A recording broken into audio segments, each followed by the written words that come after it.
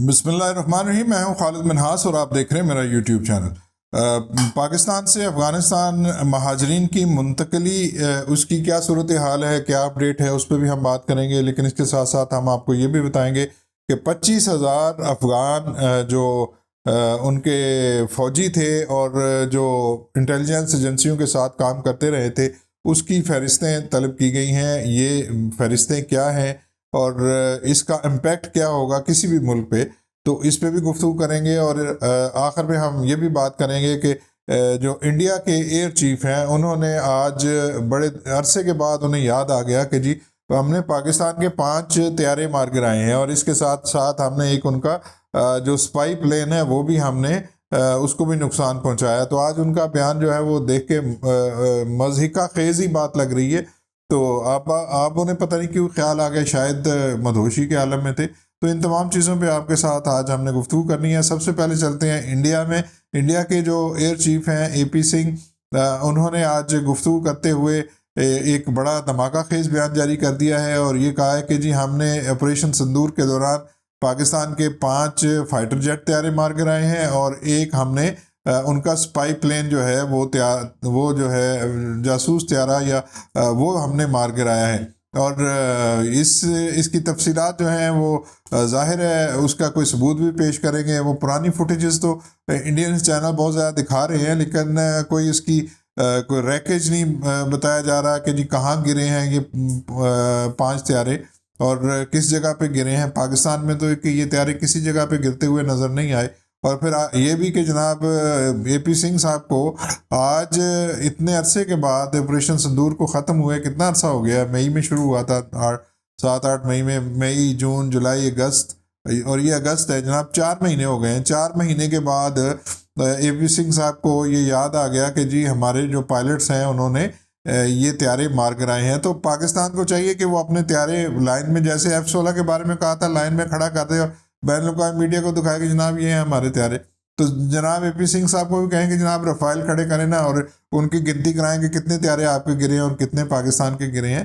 तो झूठ का जो बयानिया है वो तो हमेशा से इंडियन मीडिया करता आया है, लेकिन भारतीय एयर चीफ जो पहले ये कह रहे थे कि हमारे पास जो है वो तैयारे नहीं है, हमारे पास स्क्वाड्रन नहीं है, हमारे पास ये चीज़ नहीं है, हमें हमसे जो वादे किए जाते हैं हमें भी पता होता है कि ये झूठ बोल रहे हैं और टाइम पे उनकी डिलीवरी नहीं होनी, ये नहीं के बयान आते हैं।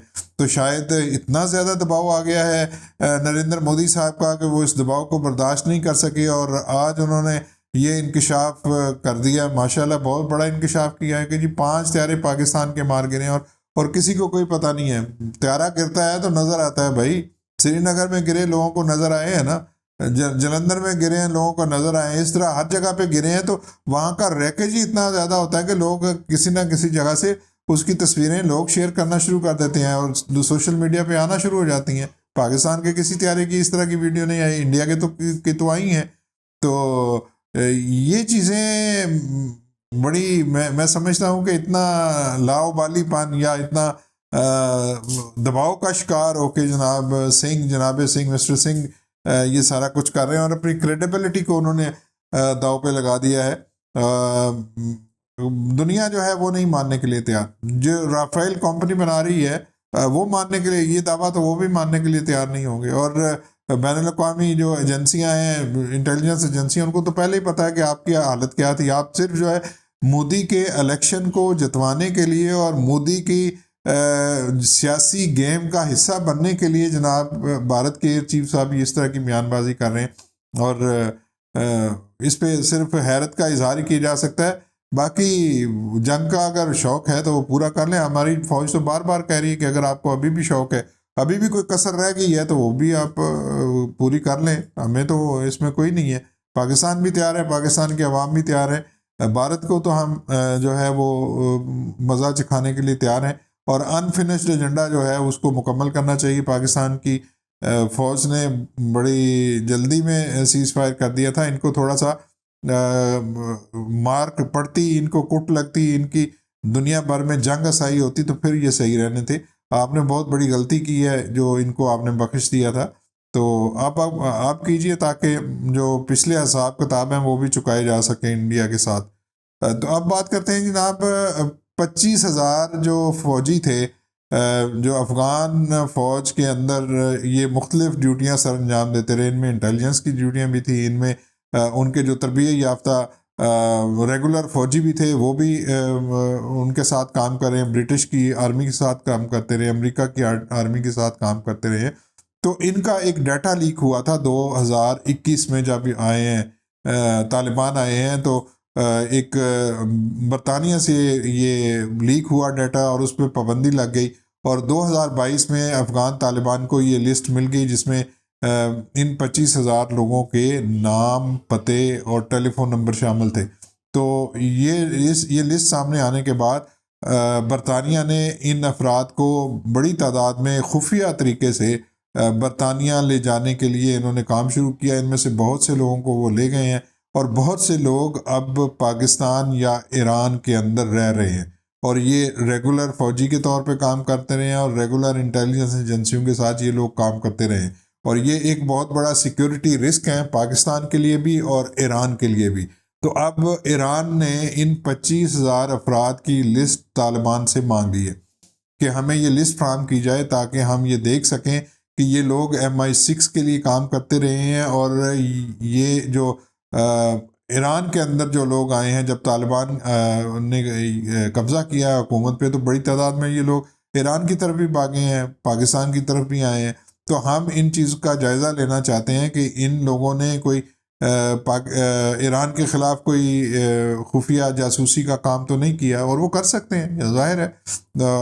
आपने वीज़ा लेना है बरतानिया का, अमेरिका का, तो वो जो आपसे काम कहेंगे, जो पहले भी करते रहे हैं आप उनके लिए काम, तो वो अगर काम कहेंगे तो क्या आप नहीं करेंगे? आप तो करेंगे और खुश होकर करेंगे। तो ये चीज़ें जो हैं वो ईरान ने तो मांग ली हैं। पाकिस्तान को भी चाहिए कि उस फहरिस्त को और उस लिस्ट को तालिबान से मांगे और फिर पाकिस्तान के अंदर उन लोगों की तलाश की जाए जो ये 25,000 लोग हैं।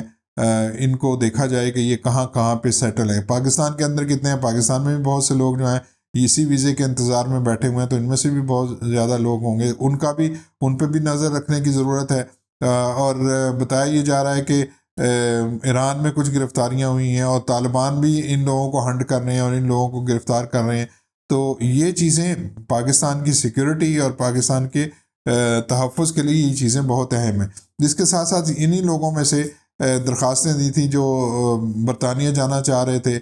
इनमें से बहुत सौ की दरख्वास्तें मुस्तरद हो चुकी हैं और बरतानवी हुकाम ने उन्हें लेने से इनकार कर दिया और उन्हें वीज़े जारी करने से इनकार कर दिया और ये कहा है कि जी इनके जो है वो कागजात दुरुस्त नहीं है या इनके जो सही जो प्रूफ देने चाहिए थे उन्होंने नहीं दिए और बरतानवी हुकाम उनके फ्राहम करदा प्रूफ से जो है वो मुतमिन नहीं है।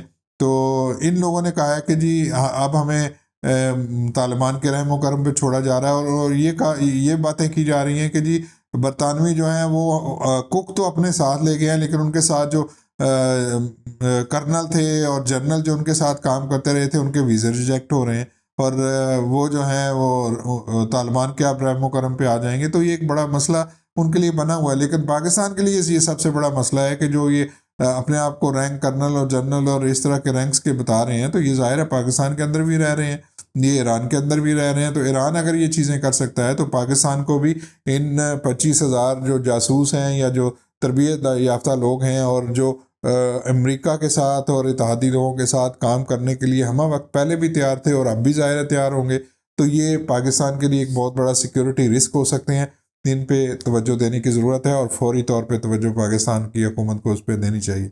अब बात करते हैं जी अफ़गान महाजरीन की जो डेडलाइन वो 1 सितंबर है। 1 सितंबर के बाद आप जानते हैं कि उनको वापस भेजने का, ज़बरदस्ती वापस भेजने का सिलसिला शुरू हो जाएगा। लेकिन अब ख़बर ये आई है कि जनाब बहुत से ख़ानदान और बहुत से अफराद रज़ाकाराना तौर पे वो तूरखम बॉर्डर से सरहद पार कर रहे हैं। कल भी 400-500 लोग जो हैं जिनके पास POR कार्ड थे और वो इस लिस्ट में शामिल थे, उन लोगों ने तूरखम बॉर्डर से अफ़गानिस्तान वो चले गए हैं। इसके साथ साथ ACC कार्ड होल्डर हैं वो भी गए हैं और जो इलीगल अफ़गान पाकिस्तान के अंदर रह रहे थे उनमें से भी कुछ लोग जो हैं वो तूरखम के रास्ते अफ़गानिस्तान गए हैं। तो उम्मीद करनी चाहिए कि ये सिलसिला आने वाले दिनों में मज़ीद बढ़ेगा और ये लोग हंसी खुशी अपने मुल्क में जाएंगे और किसी किस्म की फस क्रिएट नहीं करेंगे।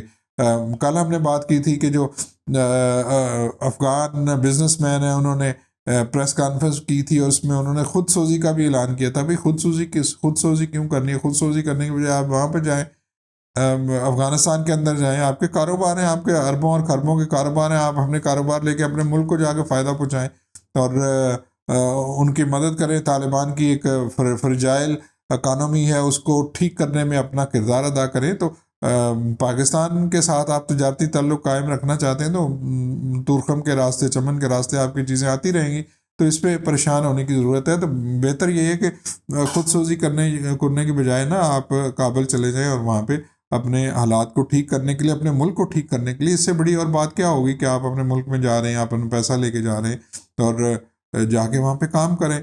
और अब काबुल की सूरत हाल देख लीजिए। काबुल के जो नायब वज़ीर आज़म हैं एडमिनिस्ट्रेशन के, उनका एक बयान सामने आया कि काबुल पूरी तरह तैयार है जी, जो अफ़गान महाजरीन आ रहे हैं उनको संभालने के लिए पूरी तरह तैयार है। और हालात ये हैं कि जो लोग जा रहे हैं उनके लिए ना शेल्टर है, ना उनके लिए मकान है, ना उनके लिए बाथरूम है और लोग बड़ी परेशानी का शिकार हैं और एक बहुत बड़ा इंसानी अलमिया जन्म ले रहा है। तो तालिबान को सिर्फ बयानबाजी करने की बजाय इन लोगों की जो हिफाजत का इंतज़ाम करना चाहिए, इनके लिए रिहाइशों का बंदोबस्त करना चाहिए, इनके लिए मकानात का बंदोबस्त करना चाहिए और उनको ठहराने का बंदोबस्त करना चाहिए। अब हो ये रहा है कि ईरान से और पाकिस्तान से जितने अफ़गान महाजरीन जा रहे हैं वो बड़े शहरों का रुख कर रहे हैं और ख़ास तौर पे काबुल में वो रहना चाहते हैं। और काबुल में इस वजह से बहुत ज़्यादा रश पड़ गया है और जो मकान जो है उसकी कीमतें डबल हो गई हैं, जो किराए हो गए हैं और अब वहाँ पे मकान मिलना मुश्किल हो गया है। तो तालिबान अगर कोई मैनेज करना चाहते हैं तो जो अफ़गान महाजरीन जा रहे हैं उन्होंने नए सिरे से सेटल होना है, तो उनको अफ़गानिस्तान के मुख्तलिफ़ इलाकों में सेटल किया जाए, उनके लिए जॉब्स का बंदोबस्त किया जाए, उनके लिए स्कूल, उनके लिए सेहत और इनके लिए ये तमाम चीज़ें इनका बंदोबस्त करना चाहिए। यूनाइटेड नेशन कंसर्न शो कर रहा है और हम बार बार ये बात कर रहे हैं कि यूनाइटेड नेशन को इस बात को समझ लेना चाहिए कि ये लोग अब पाकिस्तान से जाएंगे और इनके लिए मसाइल हैं, तो इन मसाइल को एड्रेस करने के लिए वहाँ पे उनके लिए सहूलियात पैदा करने की तरफ तवज्जो देनी चाहिए और तमाम जो अपने फंड्स हैं वो उस तरफ को डाइवर्ट करने चाहिए ताकि ये लोग जहाँ पे रह सके, जो उनकी बुनियादी ज़रूरियात हैं उनको पूरा करने के लिए अक़वाम मुत्तहिदा अपना मौसर किरदार अदा करे।